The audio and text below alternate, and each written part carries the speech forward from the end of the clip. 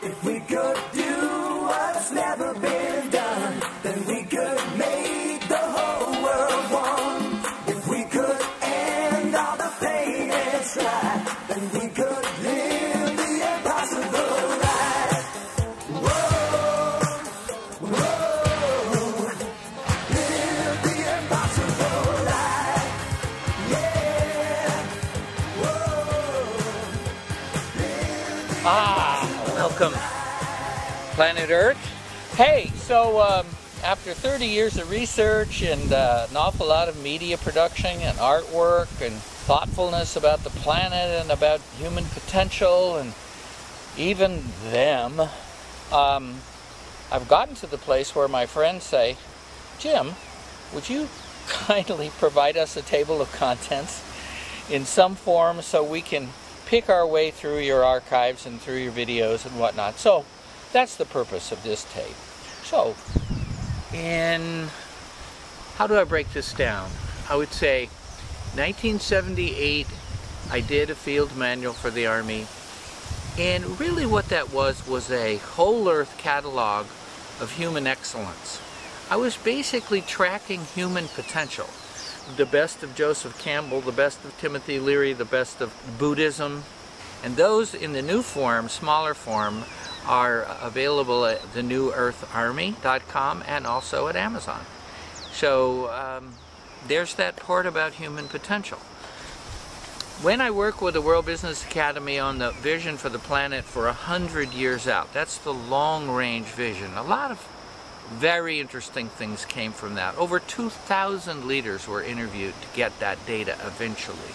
And on the final team, there were as many women as there were men. We were represented by the United Nations. In fact, Robert Mueller was the guy who said, what we need to do is change our mind about the planet. You know, she's not a resource base. She's basically a stage for paradise.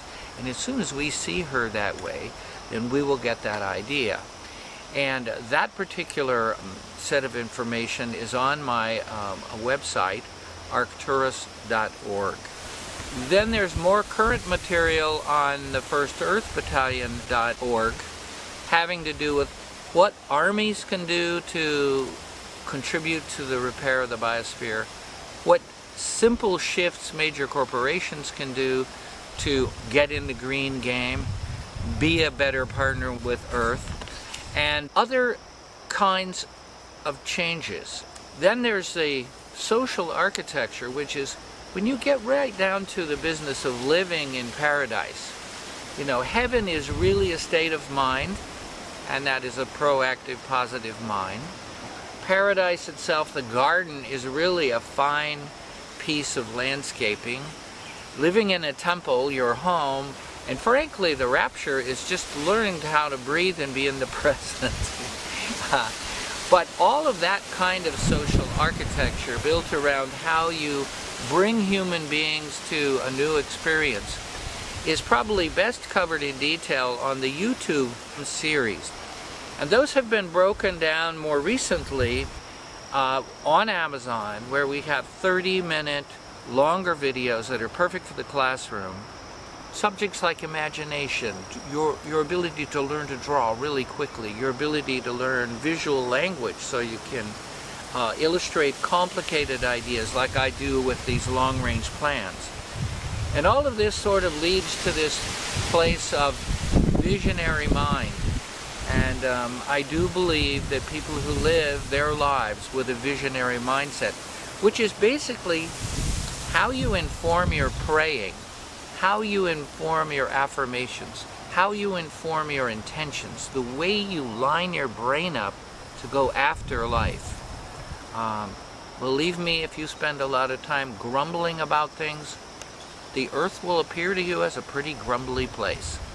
If you spend your mind dreaming in a very extensive way about the beauty you could live in, the people you could live with, the life you could have, trust me, it won't take much time at all to get there.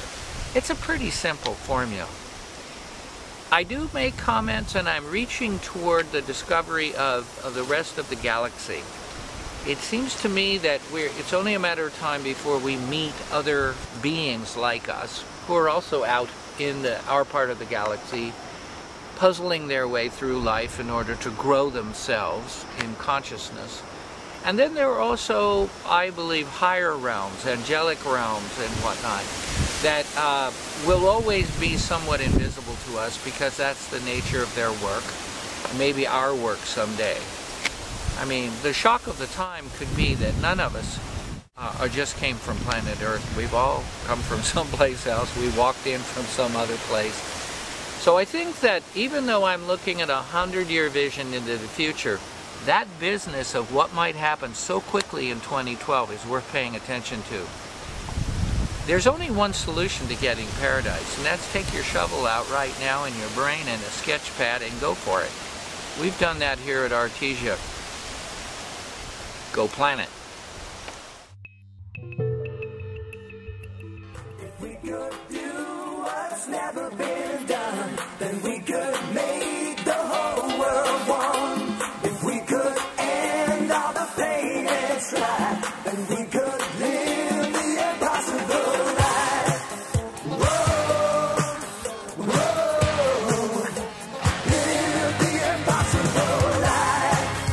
Yeah, whoa, live the impossible life.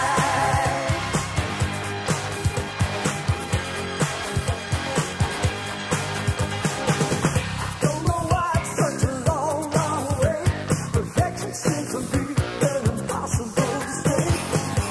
I thought maybe if I didn't write it down, it'd be like a movie without any sound. I'm listening to the wheels go round and round. Listen to the rhythm, here is what I found.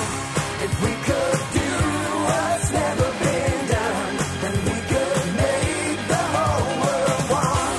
If we could end all the pain and strife, then we could live the impossible life.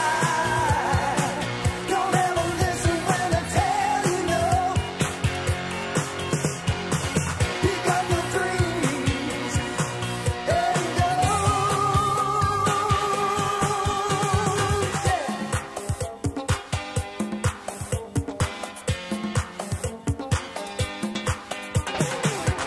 Don't know why it's such a long, long road. Don't know where it ends, but we know we're getting old. I thought maybe if we could get lucky, we could turn the whole world inside out. I was hoping that it wasn't too late. Can't deny that it's time for a change. If we could do what's never been done, then we could make the whole world one. If we could end all the pain and strife, then we could live the impossible life.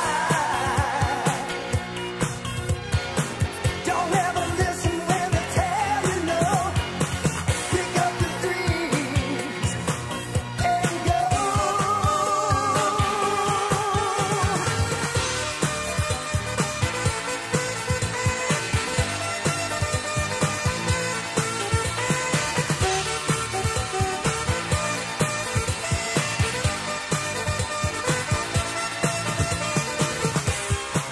Cause it depends on you.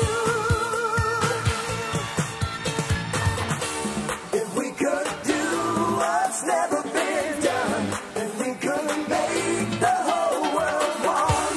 If we could end all the pain and strife, then we